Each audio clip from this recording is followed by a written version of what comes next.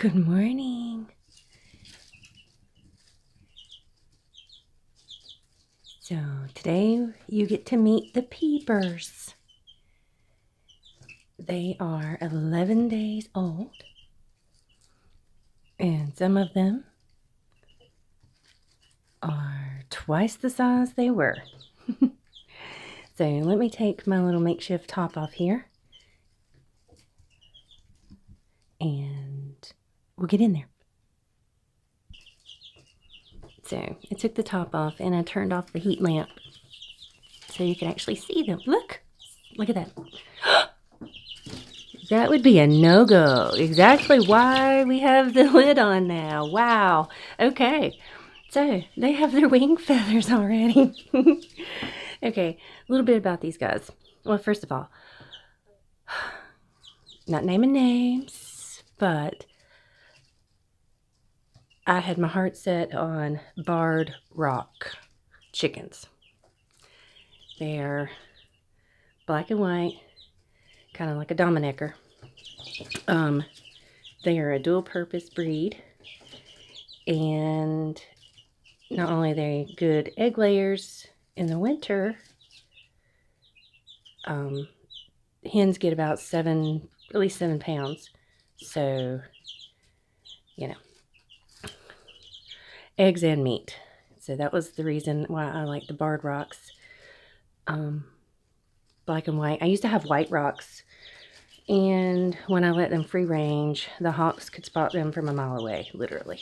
So these little guys, they like their little bellies rubbed. Can you see that? Just standing there. But anyway, so let's talk about what I got. The blonde or buff. Look at you. Don't do that. The blonde or buff ones, I got 6 of them. Those are meat birds. Their name, the breed is Red Ranger. I looked at it. The hens do lay. They're just not as good as a regular laying hen, but they are meat birds. And these guys, don't you look, have grown. Oh my God, they're 11 days old. So these are no longer chicks in my mind. Especially these. I believe got me quite a few males in here. So I don't know what. Look at they're so cute. So anyway, they are Red Ranger, and I believe it's a specific breed to a hatchery that Tractor Supply uses. Okay, so the black ones are black sex link. They like my ring, by the way. And all 4 of them will be hens. They're all pullets. They were sexed. These meat birds, the Ruds, were straight run. So it looks like I might actually get a couple of girls out of that batch. I mean, these 2 pretty ones. They appear that they haven't grown as quickly as these guys. So I believe they may be hens. That may be a hen or a pullet, and this one may be a pullet. Look at them. I mean, just flying around. This is exactly why I had to hurry up and get a makeshift lid made for this. And I'm starting to think I need a bigger brooder, because they need, gosh, they're only 11 days old. They've grown this much in 11 days. So I might be going to a thrift store and finding a playpen to put them in. Anyway, they are funny to watch. I come in here every day after work, just spend a little time with them, feeding and all that.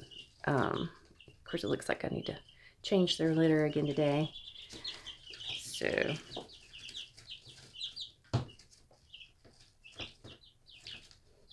But now my husband's already like, well, I'm not gonna, he's not sure about the whole being able to be, quote, be friends. Because we know we're going to end up eating some of these guys, especially if there's too many roosters. Too many roos come out of this batch. But hopefully, when it comes down to it, I'll be able to save, hopefully, one of these little buff ones, one of these little reds, will end up being a female, and we'll be able to save at least one, or hopefully both of these will be females, but who knows. And then we'll save a roo, and maybe I don't know what if they get broody. Like I said, it's not a breed that I know anything about. Just what that hatchery tells you about them. I think it's just something they bred and made. So it's going to be a learning process on them. Of course, the black sex links, we're going to call them sexies, sexy chicks. How's that? And yes, I am saying sex link. I'll throw up a picture description so you can see. But 11 days. So we got to get busy on building the new poultry house. Yeah, poultry house. Need a poultry house. Look at the feathers. Like I said, 5 days I started noticing their wing feathers coming out. Some of them are already starting to get tail feathers. So they are growing fast. Now, I've got them on 18% chick, non-medicated chick. And I'm surprised. Like I said, we're 11 days and had 10 birds, and I still have 10 birds. So I guess they're happy here in the bathroom. But anyway, let's do this. Let's take you on a little walkabout to tell you what needs to happen. That needs to start happening quickly, it looks like. But these guys and gals should not go out for at least 4 weeks, because they need to stay warm before they need to be feathered out before they can go out and deal with the elements. And you can see they still have quite a bit of their down. Just their wing feathers are starting to come in now. You can start seeing. Let me grab one here. Let's see. This one's a good one. I want you to see. Look at the legs on this thing. They are getting so big. But look, he's already starting to develop a comb. You see that? Little bumps. Let's stop moving. Where you at? Put you over here in the light. See the comb starting to develop already? So yeah, I think I have quite a few little roos in here. And they do they get upset because they're on top of each other in here. And they get upset, and we'll do a little chest bumping, which is funny. But I can't have a whole bunch of fighting birds either. So, all right. Like I said, they love my ring. Shiny. They'll come peck at it. All right. I'm going to pause you here and let's do a walkabout. Actually, let me put the lid back on so I don't have cheeks running all over my house. And my cat. Yeah, the cat doesn't like this. Okay, so we're outside. Luckily, rain stopped, so we're going out a different direction. Okay, so we have, quite a bit of land on this side, and of course the whole front yard has nothing in it. But when I started thinking about where I needed to put the poultry house, I really wanted to put it down here somewhere on this side. Just because we're getting so weighty on the other side of the property. everything's just over there. And it's there's a lot of reasons. One, you know, our septic tank is right here at the end of the house. You can see where the dark green is, kind of right there. That would have been fine. We could have avoided that a little bit and went a little further this way. Of course, you need to be 10 foot from the property line, you know, legal purposes and all that. But that puts it right here, you know, and obviously there's the road. Yeah, and it's on the side of my house. I have no windows on the side, so I couldn't, if there was a disturbance, something happening, I wouldn't be able to just to kind of look out and check on them. This was the only flat, and you can just see how it slopes off because of the septic lines and everything. So the only other flat spot is just right down there under the tree. Now you can see that's runoff, water, blah, blah. Just not enough space. So obviously right through here where I'm pointing at, this is the septic lines, and they go to the wisteria tree, or just the side of the wisteria, and then they run off to about right here. So I can't cover that. I don't, you know, don't want to cover that. If something ever happens and I have septic issues, you know, don't want to do that. And of course I got my gardens up here, so everything's getting weighty to the basically left side of the backyard. So we have done some work. We had to do some moving of things, and then the tree, we just did that last week, I think week before last. I don't know. The rain is just a nightmare. So anyway, this is going to be the new home of the poultry house right here, and we're going to line it up with this building. And yeah, so we got a lot of work today. We're gonna, since it's not raining, we have a couple of days of no rain, and like I said, we've just kind of got that cleaned up a little bit. This is where the new poultry house is going to be. So it's going to be about, I'm thinking 8 by 8 for the house. I want storage in there. I want turkeys at one point. I was going to do turkeys this year, but I think I'm just going to do the chickens for now. And then I thought about putting the run this direction off of the house. It would get full sun even in the winter, or it'd get mostly sun, but it'd get sun all day.